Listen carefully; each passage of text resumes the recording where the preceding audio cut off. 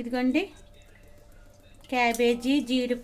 Cabbage పచ్చెనపప్పు వండుతున్నానండి. ఇదిగోండి పచ్చెనపప్పు, cabbage, ఇదిగోండి cabbage, ఇదిగోండి ఉల్లిపాయలు, కరివేపాకు, 2 పచ్చిమిరపకాయలు అండి. ముందు కరివేపాకు వేసుకుందామండి.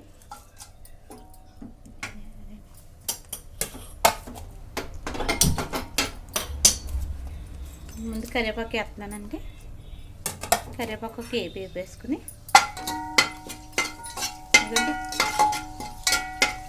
కొంచెం పచ్చివాసన పోయేదాకా వేపుకోవాలి. వేపేసుకున్నాక ఇగో 2 పచ్చిమిరపకాయలు అండి. ఇగో 2 పచ్చిమిరపకాయలు వేసేసాను. పచ్చిమిరపకాయలు కూడా పచ్చివాసన పోవాలండి. ఇదిగోండి పచ్చివాసన పోవాలి. ఇదిగోండి తర్వాత ఉల్లిపాయలు వేసేస్తున్నాను. ఇదిగోండి ఉల్లిపాయలు,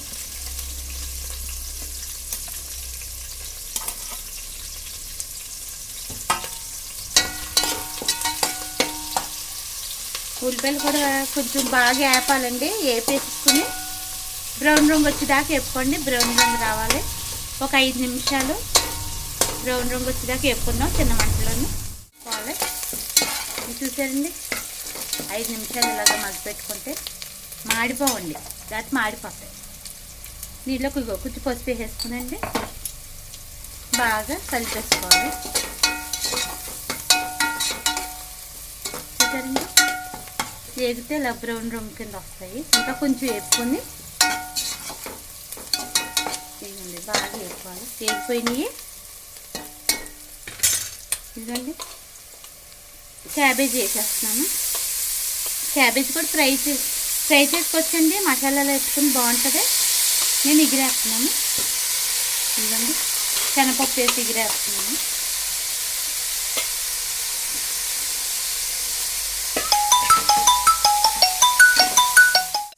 ఇదిగోండి ఇలా బాగా వేపుకోవాలి.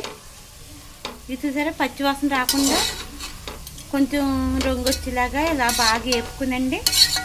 ఇదిగోండి బాగా వేపుకుని ఒక 5 నిమిషాలు మూత పెట్టుకుందాం. ఇదిగోండి ఒకసారి చూసుకుందాం. ఇదిగో ఇలా వేగిపోతుంది. చూసారండి బాగా మగ్గిపోయింది. ఇలా బాగా వేగిపోతే ఇదిగోండి బాగా వేగిపోయింది కదా. ఇప్పుడు శనగపప్పు వేసేసుకుందాం. ఇదిగోండి శనగపప్పు వేసేస్తున్నాను. శనగపప్పు కూడా ఒక తిప్పేసుకుందాం. చూసారండి మొత్తం కలిసిపోయిన శనగపప్పు అంతా. అదిగోండి మొత్తం పప్పు కలిసాక ఇదిగోండి అల్లం పేస్ట్ ఒక స్పూన్ వేస్తున్నాను. ఒకసారి కలుపుకుందాం.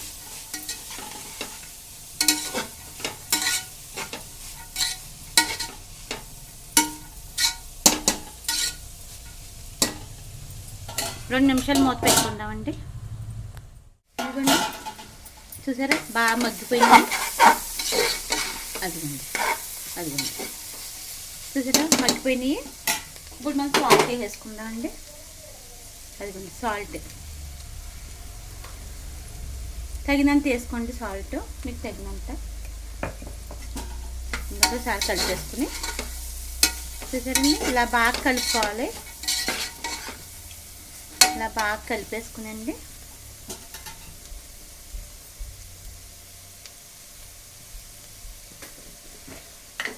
ఇవన్నీ కారం మనకు తగినంత వేసుకుందాం.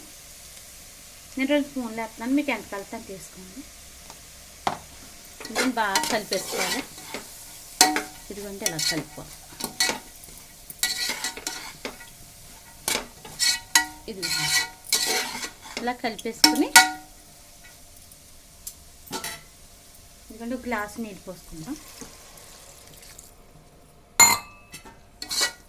ఇదిగోండి ఒక గ్లాస్ నీళ్ళు పోసుకుందాం కదా.